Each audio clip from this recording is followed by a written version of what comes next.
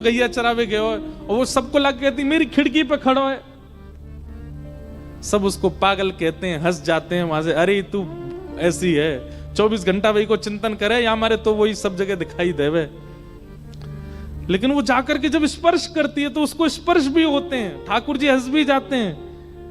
वो गाल पकड़ती है, ठाकुर जी का हो जाता है, और सब कह रहे हैं कि ठाकुर जी तो है नहीं, वो तो गैया चरावे गए। कैसे के कही जात गदाधर, कैसे के कही जात गदाधर, गूंगे को गुड़ स्वाद, गूंगे को गुड़ स्वाद। यही होता है, कृष्ण मिल जाएंगे तो ऐसे हो जाओगे, गुड़ तो खा रहे हो पर गूंगे हो जाओगे, बता नहीं पाओगे किसी को। बताने जाओगे या कहेंगे पागल है वो, बावड़ो है वो भैया। और पूरे ब्रज ने उस सखी को बावड़ा घोषित कर दिया, पागल घोषित कर दिया, ये तो बावड़ी है। सब सखियां नंद भवन जाती हैं कृष्ण का दर्शन करने, और उससे कहती हैं तू भी चल। वो कहती मैं क्या जाऊं, मेरी तो खिड़की पे बैठो है, तू तो बावड़ी है। अरे नंद नंदन वहां डोल रहे हैं नंद भवन में, अरे तुम्हारे काज डोलने, मेरे काज तो ये बैठे। कोई सखी कहती है अरे चल यमुना तट पर रास बिहार है रो है, हम भी चलें। अरे तू जा रास कर ले, अभी अभी भोजन पाके कन्हैया तो मेरे बिस्तर पे सोयो है। कहाँ है जे सो रो। सब कहें तू तो बावड़ी है, वहां रास चल लो, तू यहीं बैठी है। ऐसी स्थिति एक गोपी का वर्णन कर रहे थे श्री गदाधर जी। जीव गोस्वामी बोले ये कैसे संभव हो सकता है, तुम कभी वृंदावन रहे नहीं, किसी रसिक ने तुम पर हाथ रखा नहीं, किसी की कृपा तुम पर हुई नहीं, तुम कैसे इस भाव में प्रवेश कर सकते हो। गदाधर जी को प्रति आश्चर्य कर रहे हैं। तुम कभी वृंदावन रहे नहीं, कभी नाम जप किया नहीं, कभी तुम पर कोई कृपा हुई नहीं, तब ये भाव तुम्हारे चित्त में कैसे प्रकट हुआ गदाधर। तो गदाधर जी थोड़े मुस्कुराए और अंतिम वो पद की अंतिम पंक्ति फिर गाने लगे। कैसे के कही जात गदाधर, गूंगे को गुण स्वाद। मैं कैसे बताऊं, ये कृपा मुझ पर कहां से कैसे कौन करता है मुझे नहीं पता।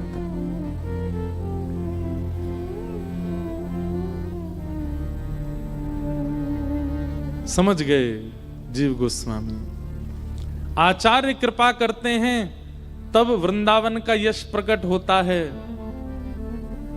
और कभी कभी आचार्यों की दृष्टि से यदि कोई रह जाता है तो उस पर श्याम सुंदर कृपा करते हैं, उस पर किशोरी जी कृपा करती हैं।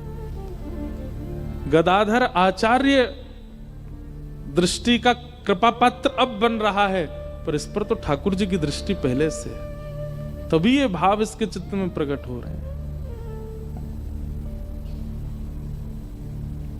अच्छा एक बात हम कहें, मान लीजिए कि आप पर आचार्य दृष्टि नहीं पड़ी, गुरु दृष्टि नहीं पड़ी, तो फिर कृपा कैसे होगी। ठाकुर जी की दृष्टि तो पढ़ने से रही। हमारी एक बात को लिख लीजिएगा, ठाकुर जी की दृष्टि एक पे पड़ती है, जिस और कुछ नहीं देखते ठाकुर जी, बस एक गुण देखते हैं, दैन्यता। जितनी दैन्यता, जितनी सरलता, जितनी सहजता, जितना भोलापन, जितना सीधापन आपके अंदर है, उतनी जल्दी दृष्टि ठाकुर जी की आप पर। और जितने चतुर, जितने व्याकुल, जितने विचलित हम हैं, उतने ठाकुर जी से दूर हैं। इस कथाओं से, सत्संगों से बंधुओं एक चीज का निर्माण करो। आप भजन करते हो, साधन करते हो, नाम जप करते हो, कथा सुनते हो, परिक्रमा करते हो, इन सब से संसार ना मांग करके एक बार किशोरी जी से कहो कि हे किशोरी जी, किशोरी मोहे अपनों ही कर लीजिए, किशोरी मोहे अपनों ही कर। और या फिर अपना करने के लिए अपनों सो कर दीजिए, किशोरी मोहे अपनों सो मतलब हमारे ब्रज में गाते हैं। किशोरी जी कहते हैं, सहज स्वभाव पर नवल किशोरी जो को, सहज स्वभाव पर नवल किशोरी जो को, सहज स्वभाव पर नवल किशोरी जो को, सहज स्वभाव पर नवल किशोरी, मृदुता दयालुता कृपालुता की राशि है, मृदुता दयालुता कृपालुता की राशि। एक एक शब्द सुनिएगा। ये हमारे श्री राधा वल्लभ संप्रदाय के श्री हित ध्रुव दास जी का पद है। किशोरी जी का स्वभाव बता रहे हैं। सहज स्वभाव पढ़ो नवल किशोरी जो को, सहज स्वभाव पढ़ो नवल किशोरी जो को, मृदुता दयालुता कृपालुता की राशि है, मृदुता दयालुता कृपालुता की और राशि है। न कहूँ न रिस कहूँ, भूले हूँ न होत सखी, न कहूँ न रिस कहूँ, भूले हूँ न होए सखी। रिस मतलब गुस्सा। इतना भी गुस्सा नहीं आता किशोरी जी को, कभी नहीं आता, भूल से भी नहीं आता। न कहूँ एक जगह कहीं कथा हो रही थी तो एक भाव मन में आया कि सखियां क्या कहती हैं किशोरी जी से, किशोरी जी श्याम सुंदर आप ते डरे, ये तो बहुत दूर की बात है। आप जब चले ना तो जैसे कोई व्यक्ति चले तो चेंटी भागती है इधर उधर, कहीं हम पे पाम नहीं धर दे। तो जब किशोरी जी चलती ना, चेंटी भी सोचती है हम तो मर जाएं इनके चरणन के नीचे आके। भगती नहीं है, वो डरती नहीं है किशोरी जी से। ऐसी हमारी श्यामा जी है। किशोरी जी खुद संभल के चलती हैं। क्यों? वो चेंटा चेंटी जैसे छोटे छोटे जीव जिनके पास बुद्धि नहीं है, हृदय नहीं है, उनमें भी हृदय प्रकट हो जाता है किशोरी जी को देख करके। अरे मरनो तो एक दिन कोई के पाम के नीचे आके है ही है, इन्हीं के पाम के नीचे आ जाए। भागती नहीं है। इसलिए ललता विशाखा आगे झाड़ू लगाती चलती हैं कि कोई जीव हो तो कोने है जाए। क्यों? किशोरी जी जब चलती हैं तो जीव रास्ता भागता ही नहीं है, सामने खड़ा रहता है कि हम पे पाम धर दें। ऐसी हमारी किशोरी जी। हाँ न कहूँ न रिस कहीं, भोले हूँ न होत सखी, न कहूँ न रिस कहूँ, भूलते न होत। कैसे रहती हैं? रहत प्रसन्न सदा ही मन सदा हे, ऐसी सुकुमारी प्यारी लालजू के प्राण प्यारी, ऐसी सुकुमारी प्यारी लालजू की प्राण प्यारी, ऐसी सुकुमारी प्यारे लालजू की प्राण प्यारी।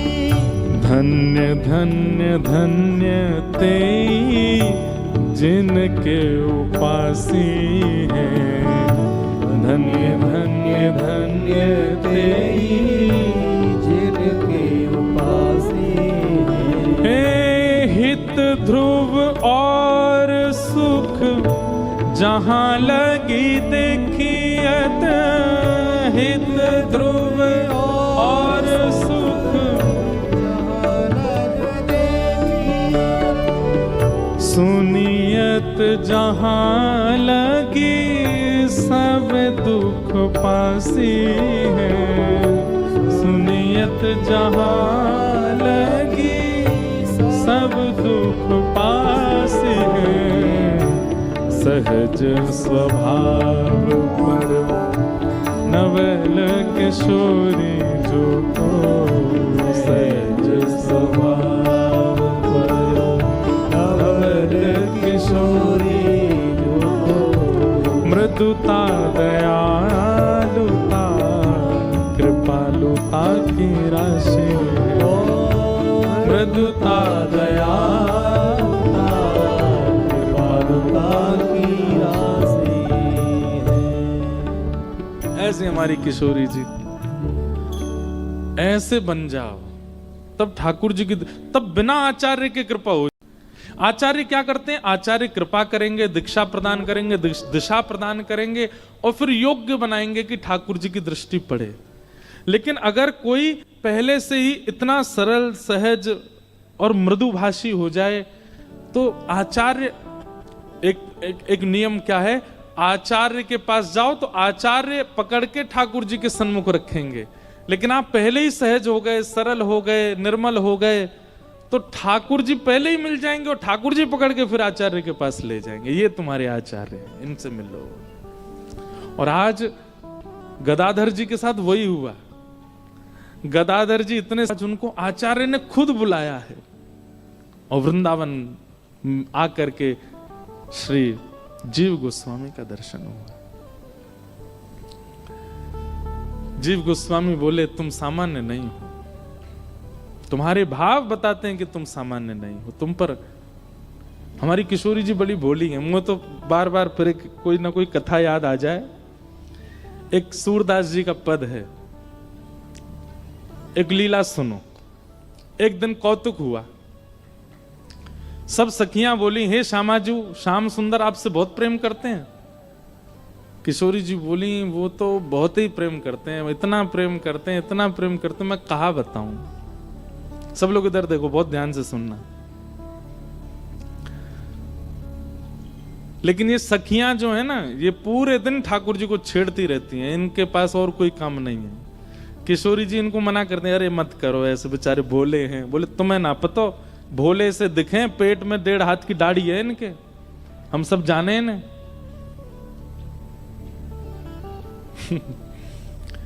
तो एक दिन सब सखियां बोली हे श्यामाजू, श्याम सुंदर बहुत प्रेम करते हैं आपसे। बोले बहुत प्रेम करते हैं। तो बोले ठीक है, निकुंज में एक लीला करेंगे। कैसी लीला? जो जा रहे हैं उनको जान दो, बाकी लोग इधर देखो। ये सब भाव सब जगह प्रकट नहीं होते भैया। गांधी धाम बारों तुम्हारे पाम पर हूं, सुन लियो।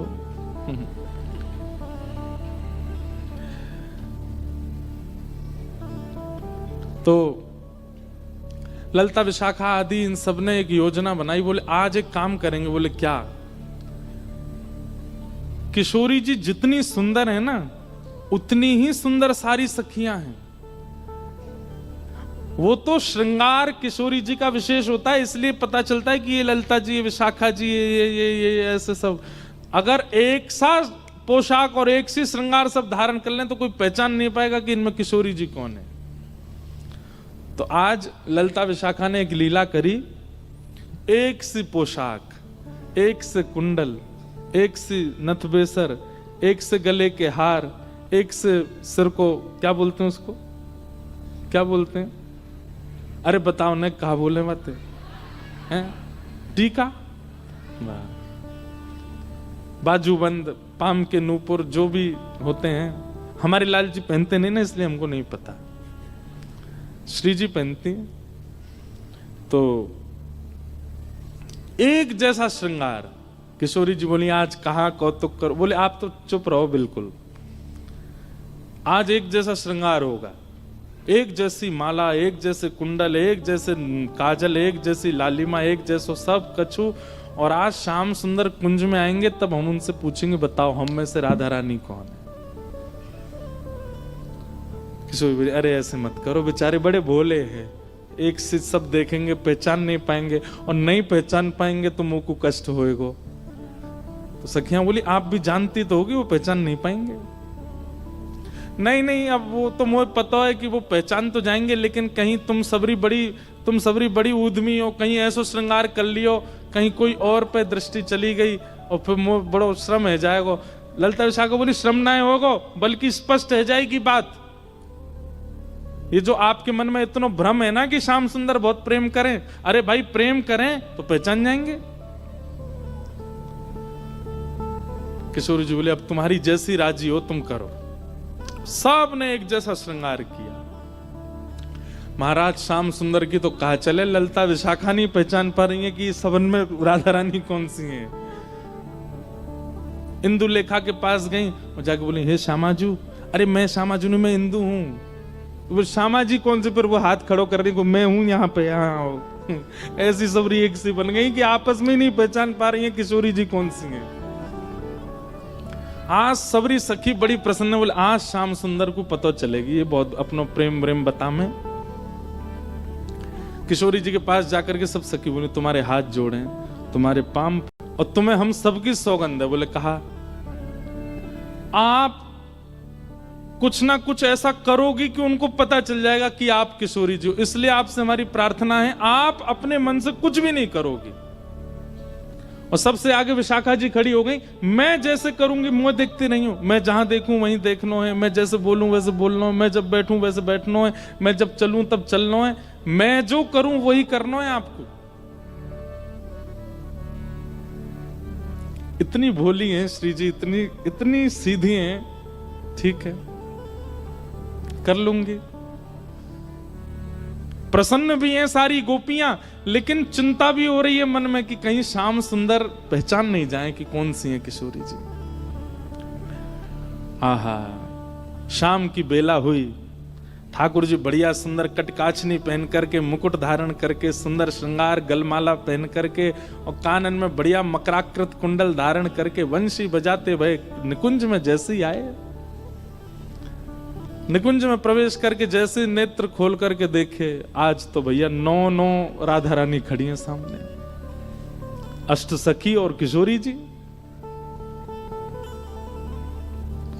ठाकुर जी बोले जे का भैया ये सबरी किशोरी जी कैसे बन गई। अब सामने 9 की 9 एक साथ बोल रही हैं, आओ श्याम सुंदर स्वागत है। अब 9 को एक ही स्वर निकलो, ठाकुर जी सिर पकड़े, भैया जी का है गो, ये इतने सारे कैसे है गए। तब सूरदास जी का एक पद है, आहा, इनमें को वृषभानु किशोरी, इनमें को वृषभानु